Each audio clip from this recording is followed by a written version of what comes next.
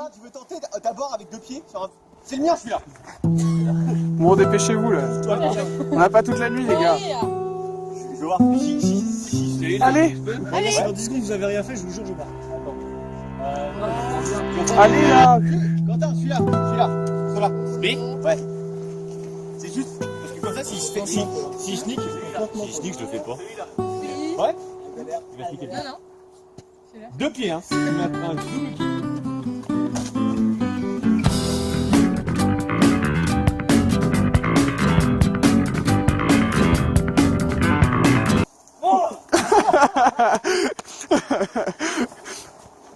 Ok, Alex. It was at this moment Jackson knew. He fucked up. Pour être débarrassé À l'échec total, quoi. Nous sommes de jeunes galopins qui souhaitent s'épanouir sur le YouTube. Peut-être souhaiteras-tu suivre notre aventure épique?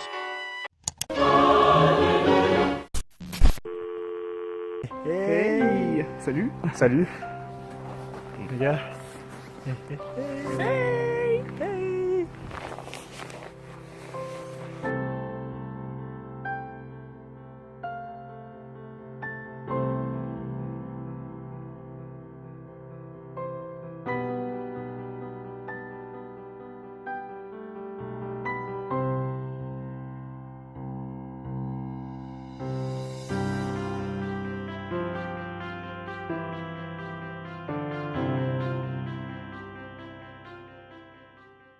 Bon, introduction du jour numéro 2. On s'est levé vers 10h à peu près. Environ. Ouais, environ. On a pris Temps pour bien graille. grave, ça nous a fait tellement du bien. Vous allez voir que le bâtiment change un petit peu, c'est beaucoup plus de briques ici. Ouais. Et puis voilà, là, direction on va faire quelques musées avec des amis à l'ami qui nous héberge. Et puis voilà. Heureux les amis. Bon alors déjà, vous avez vu qu'on a un peu Enlever des épaisseurs. enlevé pas mal d'épaisseur, ça fait du bien, il fait bien bon ici. Clairement chaud, on est à l'intérieur d'un musée. D'un musée, comme vous pouvez le voir, ça ressemble plutôt à une bibliothèque, on sait. En fait, Mais, on va commencer par une petite expo, genre expérience immersion. Expérience immersion. Le but du truc, je crois, si j'ai bien compris, c'est une exposition sur le pouvoir du genre humain. Enfin, du genre en termes de sexe. Come down unless you're juvenile, let's go. God bless you, me somewhere. We're sick for the big sun. Doesn't matter what you did, and if you did it like you've been told. True and everlasting, that's what you want. True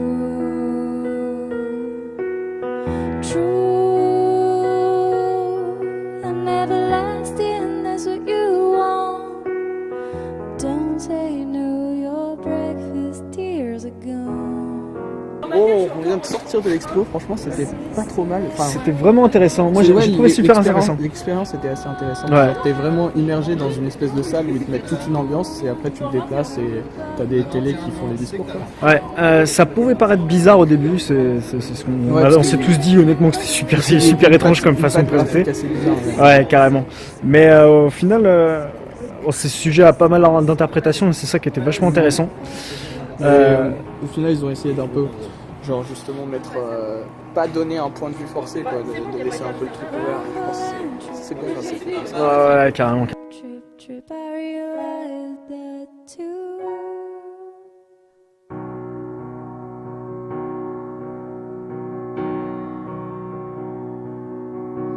Hear the lonesome bell, is this... Kurt, c'est quoi ton meilleur souvenir de la suite? Mon meilleur souvenir de loin, les aurores boréales. Ouais. Alors ouais, il faut savoir qu'on a eu la chance d'en voir, donc ça s'est passé en 2 fois en fait. Ouais, en 2 temps. Déjà en fait le premier soir justement où on était à Umeå, C'était dimanche soir. ouais donc dimanche soir, on avait vraiment cette envie d'en voir. Moi c'était vraiment le truc que je voulais faire en Suède. Donc du coup Paul elle avait eu l'occasion déjà d'en voir plusieurs fois, elle savait un peu les spots où on pouvait y aller et ce soir là il faut savoir qu'il y a une application pour traquer justement si tu as des chances d'en voir ou pas et ce soir là c'était assez favorable.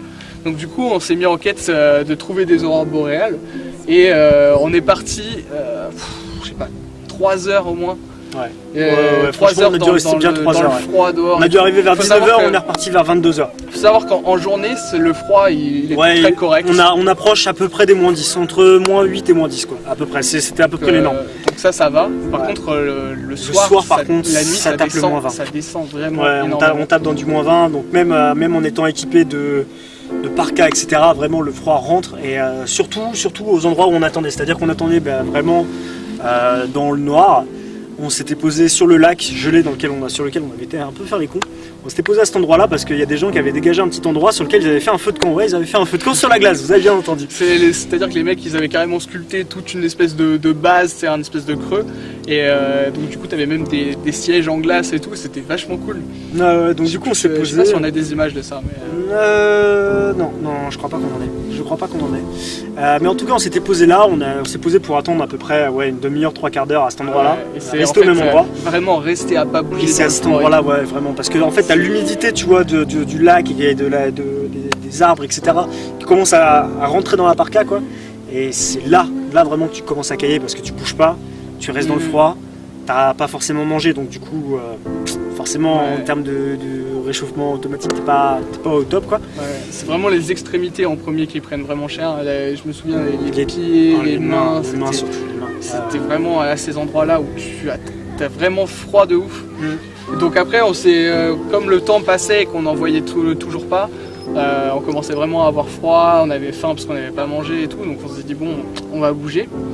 Et en fait, pour repartir, tu prends un espèce de chemin et tout, et à un moment on passe sur un pont. Ouais.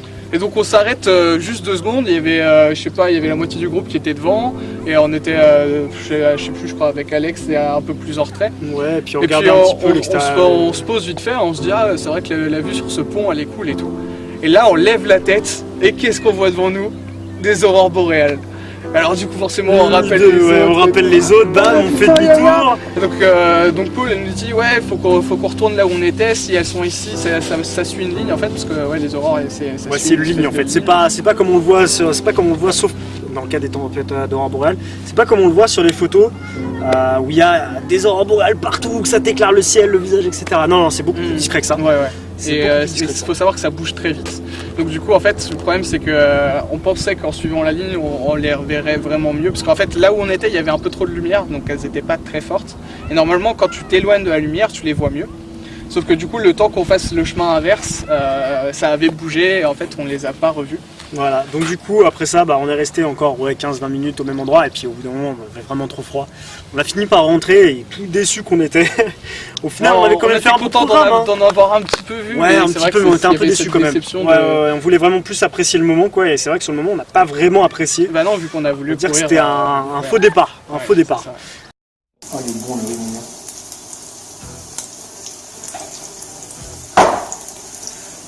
Bonsoir mon cher. Salut. Ah tu filmes. Attention. Est-ce qu'on a une bonne lumière? Je suis carrément contre l'eau. Ah mieux. C'est beaucoup mieux là. Tu vois cette coiffure? Ah tu vois cette belle coiffure? Donc ça c'est la bouffe. Ce qui est en train de se faire. En fait ici là où on est, il y a une cuisine commune. En gros on est dans une chambre où il y a la douche et tout. Et puis sinon la partie cuisine c'est une partie commune. Donc du coup t'as tout ce qu'il faut, t'as des petites plaques, t'as un four, un micro-ondes, t'as à peu près tout ce que tu veux. Pas besoin surtout. Et là. Puis c'est plutôt pratique, hein, on va pas se mentir, parce qu'au final déjà c'est convivial de ouf. Puis tu vois pas mal d'étrangers qui passent comme ça, qui circulent, qui sont sympas, qui se sympa. On n'a pas encore eu l'occasion de discuter avec eux. Tout à fait. Par contre, c'est juste un truc, ils savent pas faire la vaisselle. Ils savent pas du tout faire la vaisselle ici. C'est un petit peu genre On va vous rendre fiers d'être français, c'est-à-dire que les mecs n'arrêtent pas de dire qu'on est mal poli, mais en attendant, on est les seuls à faire la vaisselle ici. Voilà. Ok. Salut à tous. Jour numéro je sais pas combien. Jour numéro 3, on est lundi. Pour rappel, on est arrivé samedi matin, ou midi à peu près, dans ces eaux-là. Bon, alors on n'a pas fait de fin de vlog hier, parce que juste on est resté à parler pendant à peu près longtemps, genre jusqu'à Parce 4 heures que en du fait, matin, à côté de la cuisine commune, il y a justement un espèce de salon avec des canapés et tout. dans lequel il n'y a jamais personne. Ouais, Juste à côté, il y a un petit endroit où on peut fumer et c'est fort sympathique. c'est vrai qu'il n'y a pas grand monde et donc du coup, en fait, on s'est posé là, on a parlé pendant des heures. Du coup, la nuit était, je dirais pas courte parce qu'en fait, on s'est levé tard. Ouais, mais elle était un peu sèche. Mais ouais, du coup, on s'est levé tranquillou. Vers 11h, on s'est levé vers 11h, puis la douche, et puis après on a été manger à l'université de Umeå, qui est juste à côté de l'appartement dans lequel on réside. Et c'est assez fou de voir à quel point il y avait du monde quand même. Alors que dans l'appartement, enfin dans notre étage d'appartement, il n'y a personne. Ouais. C'est assez magique. Ouais, en fait, je pense que c'est très bien réparti, ils ont quand même assez de la place. Et au final, là où on est, c'est pas genre un gros campus universitaire dans le sens où t'as pas des masses et masses de bâtiments. Enfin, t'as plein de bâtiments, mais t'as pas genre beaucoup de gens concentrés dans le même, quoi. Ouais, c'est ça, c'est vachement dense en fait. Donc Super du coup, dense, surtout, c'est de la vue un peu partout. C'est assez appréciable, parce que moi on se marche pas dessus. Mais du coup voilà, le programme de cet après-midi, qu'est-ce que c'est? Là on va rentrer à l'appartement, on va faire quelques petites conneries dans la neige, des bonhommes de neige, clairement, on va bien entre se autres, s'éclater. des petites sculptures et tout ça. Et après je pense que on va retenter encore une fois d'aller voir des aurores boréales, parce que oui on ne vous a pas partagé ça hier, mais on a tenté de choper des aurores boréales. Il faut savoir que c'est super compliqué. c'est carrément chaud. C'est Vraiment être patient, on a attendu pendant à peu près facile 2 heures avec moins 16 degrés à l'extérieur. On va faire un petit feu sur un lac, on vous montrera quelques photos, je crois que Quentin en a pris quelques-unes. Et on a réussi à voir une aurore d'ailleurs. On a vu une aurore mais vraiment c'était très très rapide. Très rapide, Vraiment. ouais. Et, Elle a dû rester 2-3 minutes. le bon point de vue, etc. Donc, Ouais, c'est un peu chaud. Donc du coup on est rentré tout déçu, on s'est posé, pareil, salon commun, on a fait à manger, posé salon commun, on a fumé, etc. On a parlé jusqu'à 4h du matin.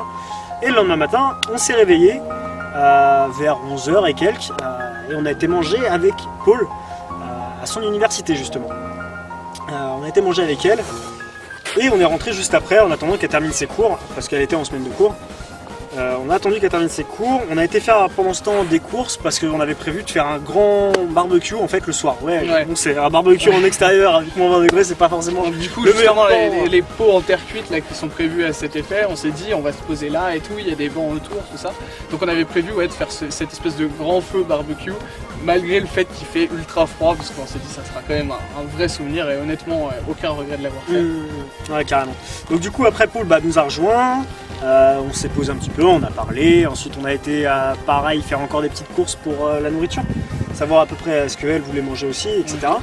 Et on a rejoint du coup une de ses camarades de classe, qui est une bonne amie à elle, sur place, et on a commencé un petit peu à faire les cons dans la neige tout simplement, hein. Je veux dire, on s'est réussi à se débrouiller pour dégoter quelques petites luges par-ci par-là auprès de certains étudiants. Ouais.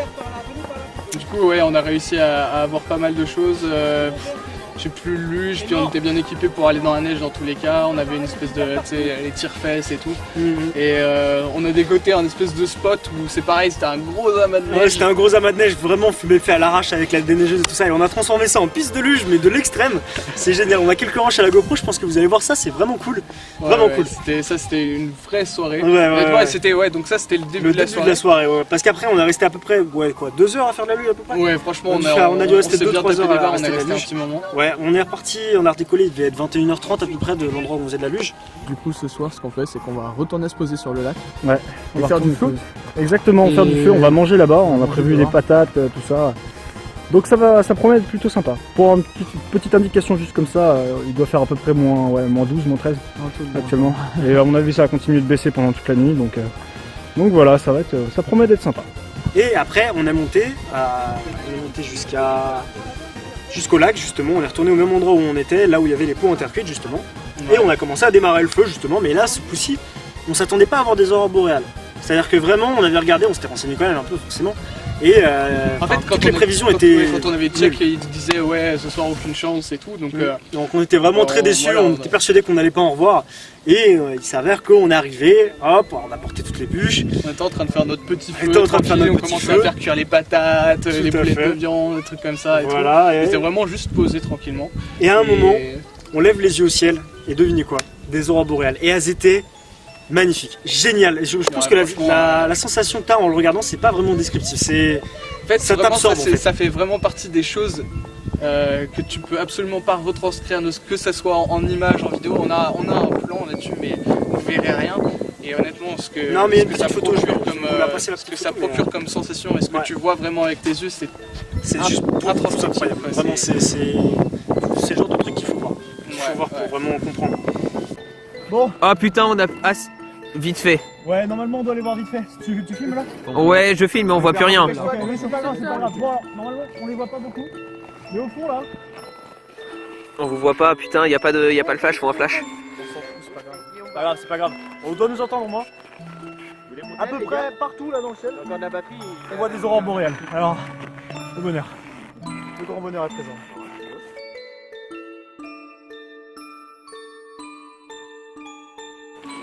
Ah, avec le flash ça passe? Ça passe? Est-ce que tu vois derrière? Oh putain, faut le flash. Sérieux? On voit derrière vous, faut le flash, ouais. Ça change de ouf. Parfait, parfait. Attends. Oh là là.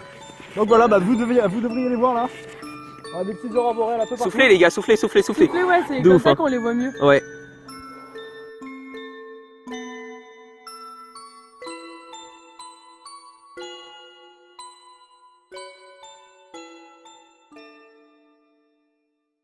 Ouais, donc faut savoir que à la base, dans le voyage, on avait deux objectifs, c'était de faire du chien de traîneau et voir des aurores boréales. Le deuxième a été rempli, le premier, ça a été plus compliqué. Parce qu'il faut savoir qu'on n'avait pas réservé, nous on arrivait comme des petits touristes parisiens quoi. On se dit on arrive, on réserve 2 jours avant, tout va bien. Tout ça, c'est bon. Ça se passe pas comme ça en fait. On est arrivé en fait, on a appelé le mec pour réserver justement pour le chien de traîneau. Bon, le gars super sympa qui a essayé de trouver quand même une solution, mais le problème c'est que tout était booké avant l'année prochaine.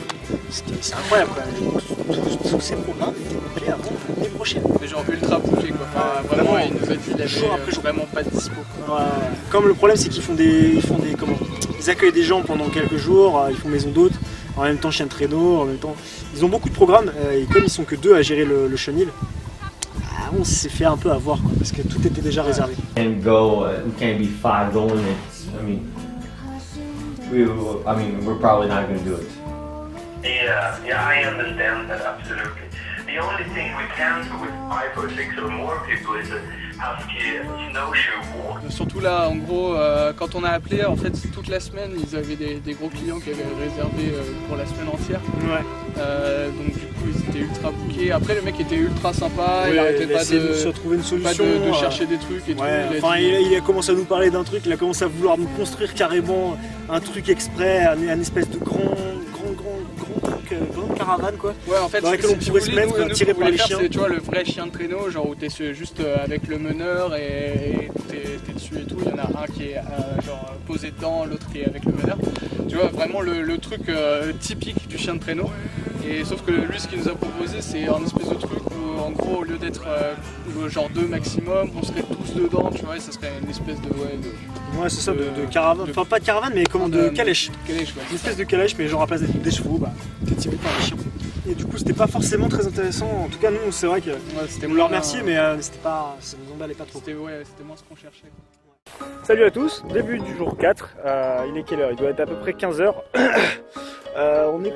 Ouais, peut-être, sûrement.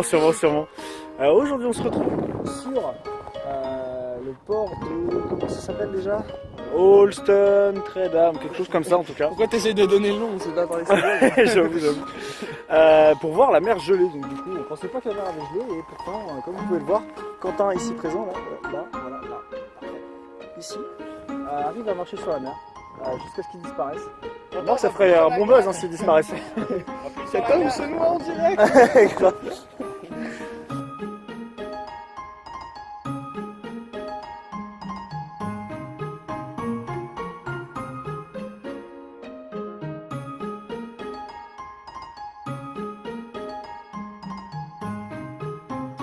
Est-ce que Kevin n'aurait pas une petite musique qui nous aurait tiré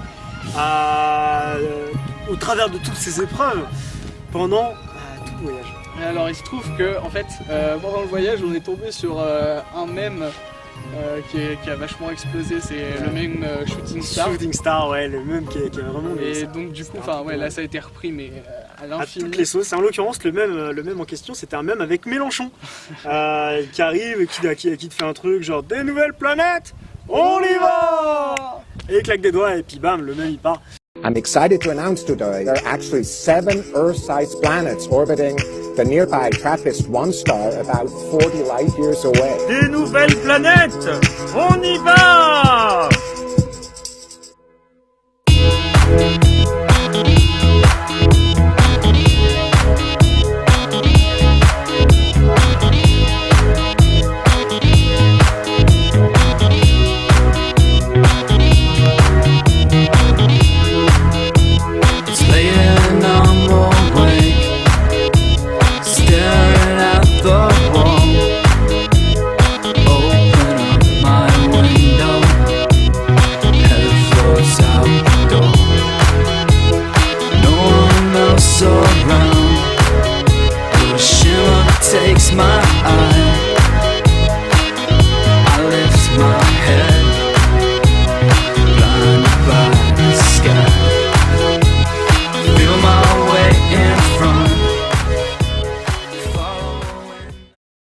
Petite anecdote, est-ce que c'est peut-être le moment d'en parler? Oui, il n'y a pas de moment, après tout, on n'a pas vraiment d'ordre. Petite anecdote en passant. Ouais. Quand on était sur la mer, en train de faire les cons un petit peu, de danser, etc. sur la mer, avec Quentin et Alex, il faut savoir qu'on a été un peu loin, tout allait bien, etc. On faisait un peu les cons et tout ça, on commençait à prendre la confiance un petit peu. Et à un moment, il y a Quentin qui était en train de nous filmer. Et il arrête de filmer d'un coup, il nous stoppe, il nous fait les gars, attendez 2 secondes. Et là il nous fait les gars on rentre maintenant. Et tu sais avec Alex on le rentre, mais pourquoi et tout ça, on voit qu'il est un peu paniqué donc on fait ok bon bah vas-y on va suivre, on va rentrer quoi, s'il est paniqué ça sert à rien qu'on reste. Et on commence à partir. Et c'est à ce moment là que je commence à comprendre pourquoi est-ce que il nous a dit de rentrer aussi précipitamment. C'est-à-dire que sur le chemin du retour, ça je l'ai pas filmé d'ailleurs, c'est un grand ouais, c'est dommage, sur le chemin du retour, et ben on a entendu la glace se fissurer juste derrière nous en fait. Le sol était en train de se fissurer vraiment, je entendais le qui nous poursuivait. Petit à petit on marchait, je marchais de plus en plus vite et tout. Un peu le délire des films, tu vois. Ah ouais, mais c'était vraiment tu vois. Enfin, c'était peut-être pas à ce point là, mais honnêtement au niveau ressenti, bah forcément, et quand tu le vis en vrai c'est différent. Ouais. Donc ouais, c'est... Ouais, je les ai vus rentrer à fond parce que moi j'étais resté un peu en retrait. J'ai un petit plan où ils sont sur la glace et tout, mais je n'ai pas ce close-up quand ils sont vraiment en panique quoi. Ouais. Non c'est vrai, vous avez dû vous poser des questions quand même sur la berge. Comme vous le voyez, salut tout le monde. On est mercredi aujourd'hui, donc le jour numéro 5. Et c'est le jour du départ de Ouméo. Ouais, de Ouméo, voilà, pas Ouméa. On va pas se tromper. Donc qu'est-ce qu'on a fait hier? Bah on a fait, comme vous l'avez vu, on s'est juste baladé sur la mer. C'était plutôt marrant. Et à part ça, sinon, ouais, le soir on s'est posé tranquillement, on a fait des petits jeux avec tout le monde. Puis après on s'est posé toujours dans le salon commun, on a passé une bonne petite soirée. Bonne petite soirée, couché à 5h du matin comme des abrutis. Mais là le plan c'est de refaire la route en sens inverse, 7h plus, c'est ça, de route, et puis on retourne direction Stockholm pour passer une petite journée là-bas avant de partir en France. Ouais, c'est ça. Donc là mercredi soir on dort à Stockholm, jeudi soir on dort à Stockholm et vendredi on repart. Voilà, ça va être la tristesse, ça va être la dureté. De Stockholm en pleine journée. Et du coup, on a pris la route le mercredi après-midi, en début d'après-midi. Ouais, c'est ça, on est parti vers 15h à peu près. 15-16h, voilà, quelque chose comme ça. Et on a roulé directement, ligne droite, jusqu'à Stockholm, et où on est arrivé à peu près à minuit. Non, avant du coup, pendant ce voyage-là. L'anecdote de la mamie. Avec les fameuses personnes âgées. En fait, c'était en particulier une mamie. Si vous voulez, en fait, on s'était arrêté sur la route encore chez Max, il me semble. Ouais, c'était encore chez Max. Pour manger, on achetait à manger. Et donc on avait pris à emporter tout ça. Et on avait énormément d'ordures. Et vraiment, la voiture donc, ouais, en fait, on avait genre, tu sais, les sacs un peu à la McDo avec les pots de boissons, ce genre de choses et tout. Et donc on s'est dit, bah logique, on va mettre ça dans une poubelle quoi. Enfin, rien d'anormal jusque là. Donc du coup on a cherché une poubelle. Une poubelle recyclable en plus, hein, s'il vous plaît. Comme cherche parce que c'est vraiment. Les Suédois sont très portés sur le recyclage. Exact, ils ont vraiment une poubelle pour tous les trucs. Vraiment. Et ça tu peux le voir même chez le fast-food, tu vois, genre ils font le tri, tu mets ton gobelet dans un certain endroit, tes ordures machin dans l'autre et tout. Donc on sait qu'ils sont ultra portés là-dessus. Mais même dans les maisons suédoises en règle générale, ils ont de toute façon 4 ou 5 sacs différents, chacun chez eux, dans lesquels ils mettent chacun leurs ordures différentes. Donc et bon, du coup, voilà, ils sont très très bien très sélectifs. Du coup, bah, nous, il n'y a aucun souci là-dessus. On voulait vraiment être respectueux et mettre ça aussi dans une poubelle, tout ça. Donc du coup, on a cherché un peu partout dans une ville qu'on a croisée des poubelles recyclables. Il faut savoir qu'à ce moment-là, on était en voiture, on repartait de Homéo et au moment où on repartait, on était en pleine tempête de neige. Mais littéralement une tempête de neige, sans déconner. Parce qu'on s'était dans la nuit, il était tombé à peu près 20 cm de neige en plus. C'est quand même, c'était vraiment incroyable. Quand on est ressorti, on était là, mais c'est quoi ça? C'est quoi ce pays, bordel? C'était assez marrant. Et du coup, bah, on a pris la route comme ça. Et on est arrivé dans cette ville où il y avait aussi cette tempête de neige qui était à côté d'Homéo. Et on a commencé à chercher un endroit où pouvoir mettre le truc dans la poubelle. Sauf que du coup, on a trouvé cette fameuse poubelle dans un tout petit lotissement. Enfin, c'était vraiment pas un lotissement, quoi. Il y avait un grand bâtiment et une poubelle à son pied, quoi. Il y avait quelques maisons autour, machin. Donc du coup, bah, on voit une poubelle, on se dit normal, on va mettre nos ordures dedans. Et c'est à ce moment-là qu'il y avait quelqu'un qui devait nous regarder à la fenêtre ou quoi, qui sort sur son balcon et qui commence à nous engueuler en suédois. On ne comprenait rien, tu vois. Mais vraiment, elle gueulait et tout. Du coup, on lui demande bien naïvement, ah, vous parlez anglais s'il vous plaît et tout. Et alors, elle nous a toujours pas répondu et a répété la même chose en boucle en suédois et en gueulant et en s'énervant vraiment. Après, elle a commencé à regarder la plaque d'immatriculation, on a fait oh là là, oh le bordel. Et du coup, après, on s'est dit, mais qu'est-ce qu'on a bien pu faire pour la vexer autant? Parce que sur le coup, on était prêt à remonter dans la voiture et partir, tu vois, parce qu'on pensait que c'était juste notre présence qui dégageait. Mais genre, quand on a commencé à vouloir remonter, elle a continué à gueuler et tout. Donc on s'est dit, qu'est-ce qu'on a bien pu faire, quoi. Et la seule chose qu'on avait faite, c'est du coup de mettre jeter notre truc à la poubelle, les ordures dans la poubelle. Et du coup, bah, figurez-vous qu'on a quand même été jusqu'à ouvrir la poubelle et fouiller dans la poubelle pour récupérer nos putains d'ordures. Pour éviter justement que la grand-mère chope notre plaque d'immatriculation, etc. Alors, je sais plus si elle avait réussi à articuler un mot en anglais. Non, franchement en anglais, non, rien du tout. Mais enfin bref, on a juste commencé ouais c'est ça, on a dû réussir à déduire à force. Et malgré le fait qu'on récupère nos ordures et tout, et qu'on valide bien, qu'on comprenne bien que c'était ça qui dérangeait, alors on s'est apprêté à repartir normal et tout, et à continuer de pas être contente et tout, à nous faire des signes, et en gros, on a compris qu'en fait, elle voulait carrément relever la plaque de la voiture. Alors on avait de la chance parce qu'il neigeait vraiment beaucoup, donc du coup la plaque elle était couverte de neige à l'avant et à l'arrière, donc du coup la meuf, il y avait juste des panneaux de glace, du coup elle nous a demandé qu'est-ce que c'était notre plaque, on a fait ouais, on n'a pas de numéro dessus. Ouais, grave, on est remonté dans la voiture, on est remonté, on s'est barré. Et donc voilà, par contre franchement c'est vraiment notre seul souvenir un peu désagréable de la Suède, sinon tous les gens qu'on a croisés étaient super sympas. C'est la seule exception, mais bon ça, enfin, c'est comme ça partout. Voyages, quoi, bien sûr. Il n'y a pas d'endroit parfait. Des gens un peu bêtes, donc il n'y a pas de soucis. Du coup voilà, ça c'était un petit peu peut-être, on était peut-être un peu plus au cœur de la Suède et donc elle était assez âgée, elle parlait pas du tout anglais, tout ça. Donc, bon voilà, c'est le seul truc un peu désagréable, mais sinon honnêtement on a que des bons contacts. On n'a pas eu de soucis en soi avec les Suédois, vraiment. C'est des gens très très accueillants, mais pas très extravertis. Ouais, c'est ça. C'est tout, faut le savoir. Donc du coup, après ça, on est arrivé à Stockholm sans grand problème. On a repris la même route après tout. De toute façon, on avait les mêmes problèmes qu'à l'aller, quoi. Ça va. Ouais, et puis on avait les mêmes problèmes qu'à l'aller, quoi. Donc la route gelée avec vraiment des rainures de glace partout. Enfin, c'était n'importe quoi.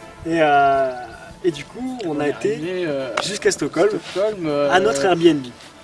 23h minuit par là. Ouais, quelque chose comme ça. Mais on avait prévu de toute façon qu'on arriverait un petit peu tard. On avait prévenu l'autre qu'on arriverait un petit peu tard. Et du coup, il est arrivé, il nous a donné les clés. Et on est tombé sur un palace, les gars. Ah, ouais. Mais sur un palace à 70 € la nuit. On était 4, donc du coup, tu divises par 4, ça fait pas cher. Ça fait pas cher. Et c'était juste génial. T'avais tout ce que tu veux. Comparé à la chambre d'étudiante dans laquelle on était confinés et tout ça, on était à 5 dans 15 mètres carrés. Là, on avait une chambre chacun, enfin c'était vraiment, mais... Les lits. Tellement bien. Les lits. Mais je vous en parle même pas. Après avoir dormi sur des petits matelas et tout, là les lits, c'est le genre de truc qui fait 40 cm d'épaisseur. Tu te mets dedans, tu t'enfonces, mais c'était un bonheur. Franchement, c'était génial. Il y avait un salon avec une immense, grande télé, une grosse télé, une cuisine vraiment grande aussi. La fibre optique, une connexion de malade. Une connexion de pété, j'ai jamais vu une connexion partout. Le petit espace cuisine avec une table de cuisine, ce qui fait que tu pouvais avoir des mecs dans le salon tranquillement sur Netflix, les gars dans la cuisine en train de boire le petit thé et tout. Franchement, on était super posés. Le seul truc dommage, c'est qu'il y avait un balcon, mais en fait l'accès était bloqué. Pas accessible. Mais c'est vrai que c'était le seul petit bémol, mais bon après. C'est pas très grave parce que il y avait autour, tu vois, c'était vraiment un endroit très calme parce qu'en fait c'était un petit peu excentré par rapport à Stockholm. En même temps, il faut savoir que Stockholm c'est vraiment une ville très Ouais, explosé. Pas dense, ouais, mais ouais, comme tu l'as dit, c'est vraiment splitté quoi. En fait, ouais, comme on a eu éparpillé. l'occasion de le dire, c'est plein d'espèces de petites îles reliées par des ponts et tout, et donc après la périphérie, c'est pareil, c'est assez étalé, et c'est très calme, c'est très calme. Donc du c'est coup là où pas on nous, était, franchement, c'était super calme, c'était bien.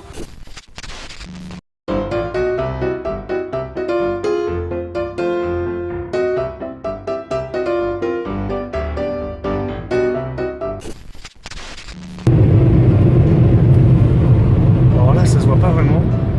Mais au fond, juste ici, là, on a un petit porte qui tape le sommeil. Heureusement que ça se voit pas, parce que sinon elle me défoncerait, elle me laisserait plus mettre ça dans le vlog.